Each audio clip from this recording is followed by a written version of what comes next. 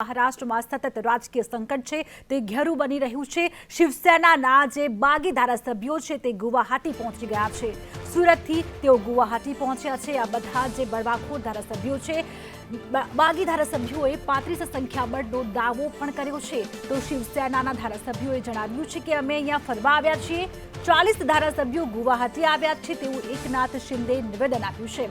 બાલા સાહેબના હિન્દુત્વને આગળ લઈ જઈશું તેવું પણ એકનાથ શિંદેએ જણાવ્યું છે। એકનાથ શિંદે આમ તો કટ્ટર શિવસૈનિક માનવામાં આવે છે।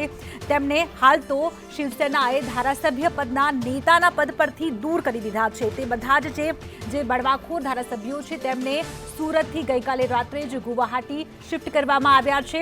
આ ઉપરાંત એકનાથ શિંદેએ જણાવ્યું છે કે બાલા સાહેબના હિન્દુત્વને અમે આગળ લઈ જઈશું। सेना के 40 MLA अभी यहाँ मौजूद है और सभी लोग जो है हम बाला साहब ठाकरे जी का जो हिंदुत्व है इस और उनकी जो भूमिका है उसको हम लोग आगे ले जाना चाहते हैं। मुझे किसके ऊपर टीका टिप्पणी नहीं करनी है।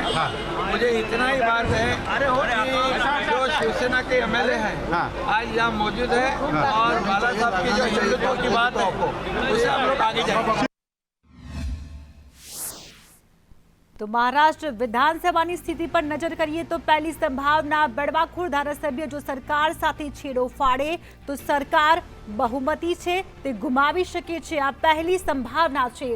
બળવાખોરને જો ગેરલાયક ઠેરવવામાં આવે તો સરકાર બહુમતી ગુમાવશે। આ બીજી સંભાવના છે।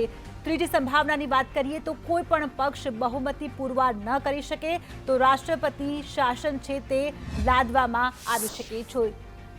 તો ઘણી બધી સંભાવનાઓ છે તે સામે આવી રહી છે। શરદ પવાર ફરી સરકાર રચવામાં કિંગ મેકર વધુ એક વખત સાબિત થઈ છે કે આ પણ એક સંભાવના છે તે સામે આવી રહી છે। અગાઉ MVA સરકાર બનાવવામાં કિંગ મેકર રહ્યા હતા તો શરદ પવાર વધુ એક વખત સરકાર બનાવી શકે તેવી સંભાવના સામે આવી રહી છે કારણ કે શરદ પવારે અગાઉ આવી પરિસ્થિતિનો સામનો પણ કર્યો હતો।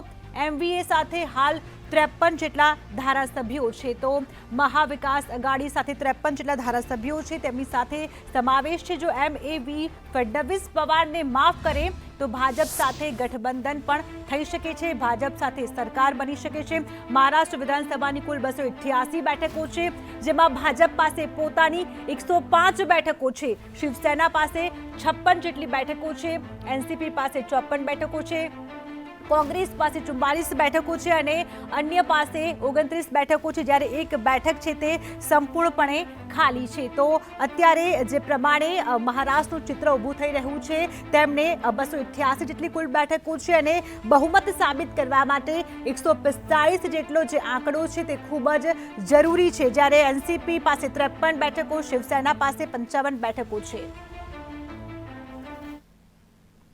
તો ગુવાહાટી પહોંચ્યા બાદ એકનાથ શિંદે મોટો દાવો કર્યો છે। તેમણે જણાવ્યું છે કે અમારી સાથે શિવસેનાના 40 ધારાસભ્યો છે। સુરતથી ગુવાહાટી પહોંચતા જ શિંદે આ દાવો કર્યો છે। અમે બાલા સાહેબના હિન્દુત્વને આગળ વધારીશું તેવું પણ શિંદેએ જણાવ્યું છે। વધુ એક શિવસેના ધારાસભ્ય શિંદેની સાથે તેવું સૂત્રો જણાવી રહ્યા છે। તો હજી 40 ધારાસભ્યો તો હતા જ પરંતુ વધુ એક ધારાસભ્ય છે શિવસેનાના તે શિંદે સાથે છે તેવું સૂત્રો તરફથી માહિતી મળી રહી છે।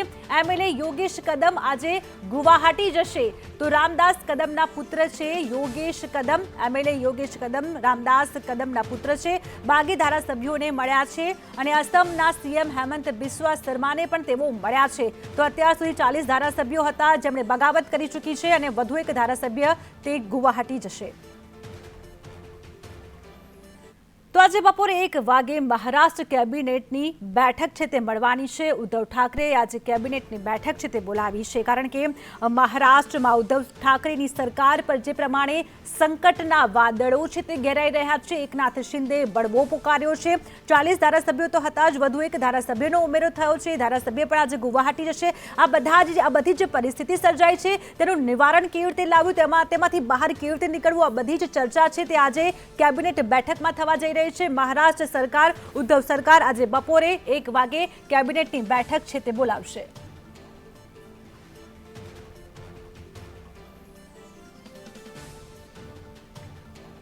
તો તો મહત્વના સમાચાર આજે બપોરે ઉદ્ધવ ઠાકરે છે તે કેબિનેટની બેઠક છે તે બોલાવશે, કારણ કે જે પ્રમાણે રાજકારણમાં ઉથલપાથલ આવી રહ્યું છે, ઉદ્ધવ ઠાકરેની જે ખુરશી છે એ સંપૂર્ણપણે ખતરામાં આવી ગઈ હોય તેવું લાગી રહ્યું છે. ઉદ્ધવ ઠાકરેનો રાજયોગ છે તે પૂર્ણ થતો દેખાઈ રહ્યો છે, જેના કારણે આજે તાત્કાલિક ધોરણે કેબિનેટની બેઠક છે તે બોલાવવામાં આવશે. બપોરે 1 વાગે કેબિનેટની બેઠક બોલાવવામાં આવશે.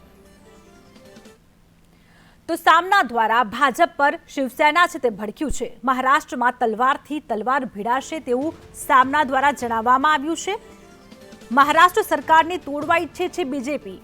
શિંદેના ખભે બેસીને ઓપરેશન કમલ છે તે કરવામાં આવી રહ્યું છે, તે સામનાના મુખપત્રમાં જણાવવામાં આવ્યું છે. મહારાષ્ટ્રમાં સત્તાની મસ્તી નહીં ચાલે.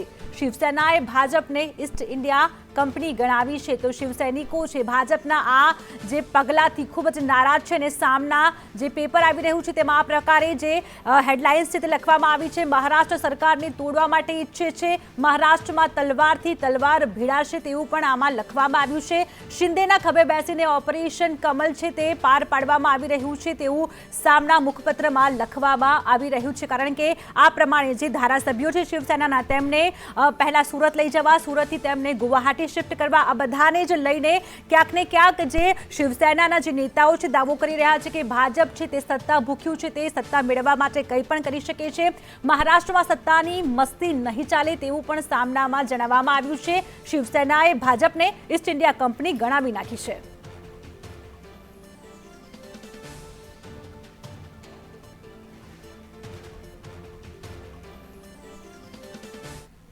તો મહારાષ્ટ્રના રાજકીય સંકટ વચ્ચે રાજ્યપાલ કોરોના સંક્રમિત થયા છે.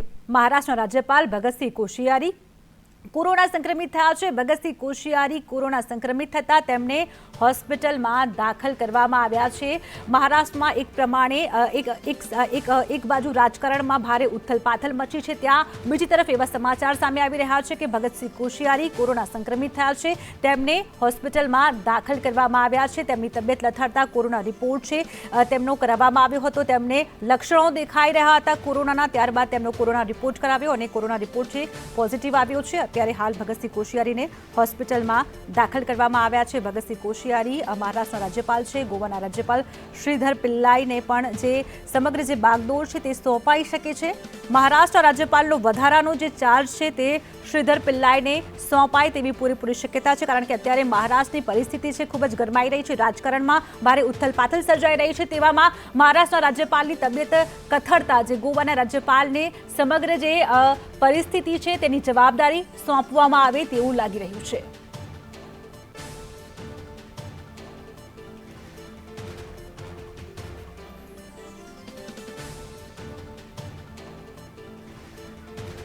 તો મહારાષ્ટ્રના રાજકીય સંકટ વચ્ચે ગોવાના જે રાજ્યપાલ છે શ્રીધર પિલ્લાઈને તમામ જે જવાબદારીઓ છે રાજ્યપાલની તે સોંપાઈ શકે તેવી પૂરેપૂરી શક્યતાઓ છે, કારણ કે મહારાષ્ટ્રના રાજ્યપાલ છે ભગતસિંહ કોશિયારી તેઓ કોરોના સંક્રમિત થયા છે, જેના માટે વધારાનો જે ચાર્જ છે તે ગોવાના રાજ્યપાલને સોંપાઈ શકે તેવી અત્યારે જે શક્યતાઓ છે તે દેખાઈ રહી છે.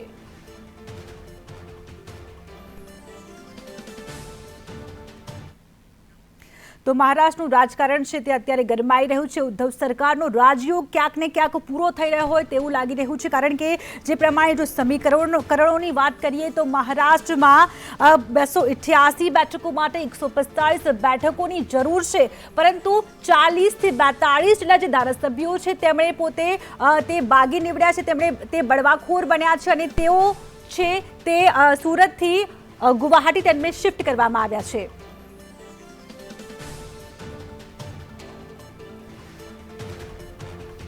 તો શિવસેનાના ખૂબ જ વિશ્વસનીય ગણાતા એકનાથ શિંદે તેમણે પોતે જ બળવાખોર તેઓ બની ગયા છે. શિવસેના સામે 3 વખત થાણે નગરપાલિકામાં તેઓ કોર્પોરેટર બન્યા હતા. તો કોણ છે એકનાથ શિંદે આપને જણાવીએ. 2004માં શિવસેના તરફથી વિધાનસભામાં તેમણે જીત મેળવી હતી. ખૂબ જ ઉદ્ધવ ઠાકરેના ખૂબ જ નજીકના માનવામાં આવતા હતા એકનાથ શિંદે. 2009માં શિવસેનાએ ટિકિટ આપતા તેઓ ફરી એમએલએ બન્યા હતા. એકનાથ શિંદે પોતે શિવસેનામાં તેઓ અત્યારે બળવાખોર બની ગયા છે. 2014માં શિવસેના તરફથી તેઓ ત્રીજી વખત એમએલએ બન્યા હતા, ખૂબ જ કદાવર નેતા છે તે માનવામાં આવે છે.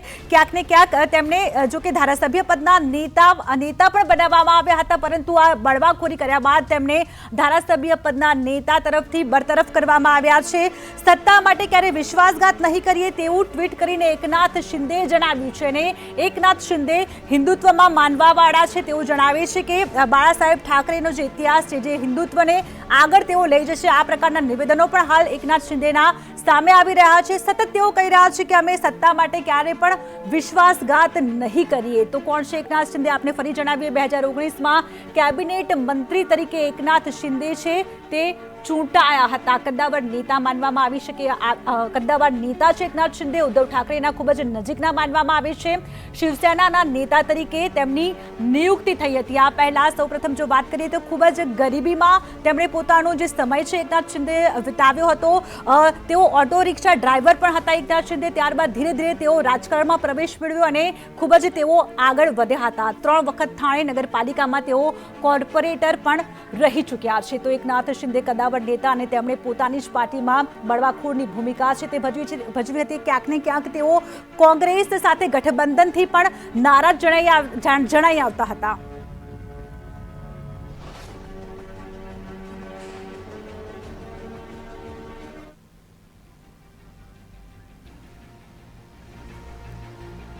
તો આજે ધારાસભ્યો છે, જે 40 જેટલા જે ધારાસભ્યો છે તેમને એકનાથ શિંદેની સાથે છે. આ બધા જ ધારાસભ્યો અને આ બધા જ ધારાસભ્યો ક્યાંક ને ક્યાંક ભાજપથી નારાજ હોય તેવું દેખાઈ આવી રહ્યું છે. કારણ કે એકનાથ શિંદે પોતે શિવસેનાથી નારાજ હતા અને આ બધા જે 40 જેટલા ધારાસભ્યો છે તે નારાજ છે. એકનાથ શિંદે પોતે પોતાનું શક્તિ પ્રદર્શન બતાવવા માટે આ ફોટો છે તે લીધો હતો. આપને જણાવી દઈએ કે આ ફોટો છે તે સુરતની લા મરેડિયન હોટલનો આ ફોટો છે અને પોતે પોતાની પાસે કેટલા ધારાસભ્યોનું બળ છે, પોતાની શક્તિ કેટલી છે, પોતે કેટલા કદ્દાવર નેતા છે તે સાબિત કરવા માટે ક્યાંક ને ક્યાંક આ ફોટો છે તે લીધો હતો. અત્યારે આ ફોટો અમે આપને બતાવી રહ્યા છીએ, ટીવી સ્ક્રીન પર આ ફોટો દેખાઈ રહ્યો છે. લગભગ 35 જેટલા જે ધારાસભ્યો છે આ ફોટામાં સાફ દેખાઈ રહ્યા છે. આ બધા જ જે ધારાસભ્યો છે તેમને ગઈકાલે રાત્રે સુરત શિફ્ટ કરવામાં આવ્યા હતા અને અચાનક જ રાત્રે લક્ઝરી દ્વારા તેમને ગુવાહાટી શિફ્ટ કરી દેવામાં આવ્યા છે.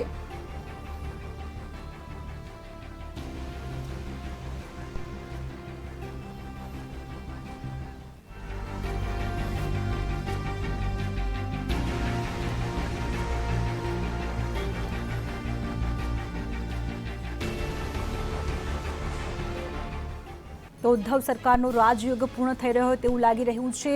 એન્ટી ડિફેક્શન લો શું છે? તો અન્ય પક્ષો સાથે મર્જર કરવા માટે એન્ટી ડિફેક્શન લો છે તે લાગુ પડે છે.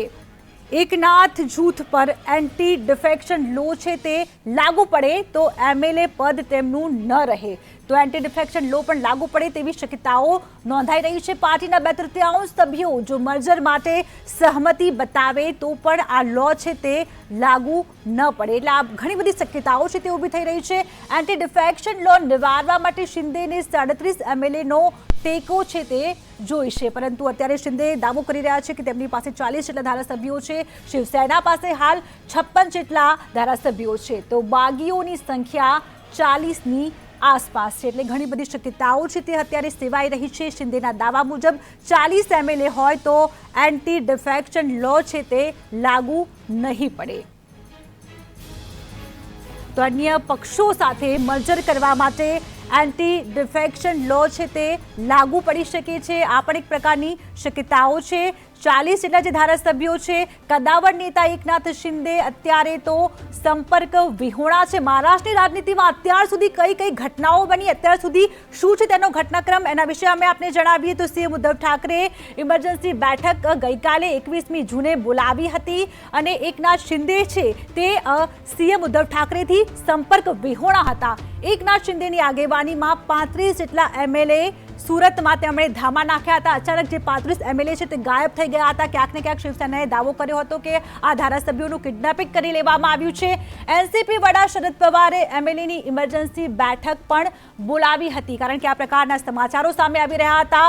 સુરતમાં શિવસેનાના એમએલએ નીતિન દેશમુખની તબિયત છે તે લથડી હતી। ઘટનાક્રમ અમે આપને બતાવી રહ્યા છીએ। ગઈકાલનો ઘટનાક્રમ 21 જૂનનો ઘટનાક્રમ મહારાષ્ટ્રમાં રાજકીય સંકટ વચ્ચે અમિત શાહ નડ્ડાના ઘરે પહોંચ્યા હતા, કારણ કે જે પ્રમાણે ઘમાસાણ સર્જાયું છે મહારાષ્ટ્રના રાજકારણમાં। અમિત શાહ નડ્ડાના ઘરે મુલાકાત કરી હતી।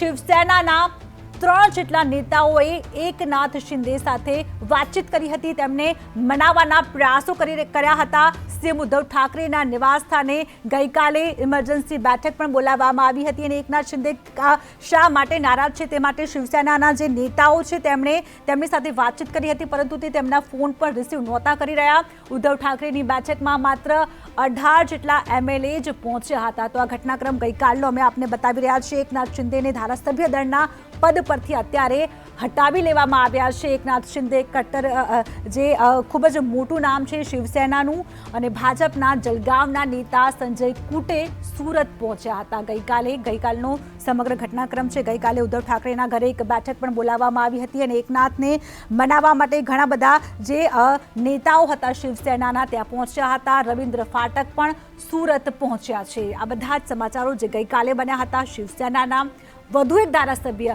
લતા સોનવણેને હોટેલ લઈ જવામાં આવ્યા છે। તો મહારાષ્ટ્રની રાજનીતિમાં ક્યારેક કયો ઘટનાક્રમ બન્યો અમે આપને જણાવીએ। સાંજે 5:45 વાગ્યાની આસપાસ કેન્દ્રીય પ્રધાન રાવ સાહેબ દાનવે ગુજરાત પહોંચ્યા હતા। 6 વાગ્યાની આસપાસની જો વાત કરીએ તો જે ચૌધરીની શિવસેનાના ધારાસભ્ય દળના પ્રમુખ પદે નિયુક્તિ કરવામાં આવી હતી। 21મી જૂન સાંજે 6:30 વાગે બળવાખોર ધારાસભ્ય ગુવાહાટી પહોંચ્યા હતા। આ તમામ જે ઘટનાક્રમ છે ગઈકાલનું મહારાષ્ટ્રના રાજકારણમાં જે પ્રમાણે ઉથલપાથલ આવી। 21મી જૂને સાંજે 7:20 ધારાસભ્યો ગુવાહાટીની હોટેલ રેડિસન બ્લુ પહોંચી ગયા હતા। તો ગુવાહાટીમાં બીજેપી ધારાસભ્યએ મહારાષ્ટ્રના બળવાખોર ધારાસભ્યનું સ્વાગત કર્યું હતું। 22મી જૂન આજનો જે ઘટનાક્રમ છે અમે આપને બતાવી રહ્યા છીએ। બળવાખોર ધારાસભ્યોનું હસ્તાક્ષર અભિયાન તે પણ ચાલી રહ્યું છે। સવારે 8:30 પોણા 9ની વચ્ચે હસ્તાક્ષર અભિયાન પણ ચાલી રહ્યું છે। તો સામના દ્વારા ભાજપ પર શિવસેના ભડકી ગયું છે। મહારાષ્ટ્રમાં તલવારથી તલવાર ભીડાશે તેવું સામના મુખપત્રકમાં કહેવામાં આવ્યું છે। શિવસેનાના ધારાસભ્યોએ એવું જણાવ્યું છે કે અમે અહીંયા ફરવા આવ્યા છીએ। તો સામના મુખપત્ર છે, આપ ટીવી સ્ક્રીન પર જોઈ શકો છો। મહારાષ્ટ્રમાં તલવારથી તલવાર ભીડાશે તેવું કહેવામાં આવ્યું છે। શિંદેના ખભે બેસીને ઓપરેશન કમલ છે તે પાર પાડવામાં આવ્યું છે। શિવસેના વીર ધર્મ વિસરલે સામના મુખપત્ર છે તે જોઈ શકો છો ટીવી સ્ક્રીન પર। મહારાષ્ટ્રમાં સત્તાની મસ્તી નહીં ચાલે, સામના મુખપત્રમાં કહેવામાં આવ્યું। શિવસેનાએ ભાજપને ઈસ્ટ ઇન્ડિયા કંપની ગણાવી નાખી। તો સામના મુખપત્રમાં ભાજપ માટેનો જે રોષ છે તે દેખાઈ રહ્યો છે। સામના દ્વારા ભાજપ પર શિવસેના છે તે ભડક્યું છે।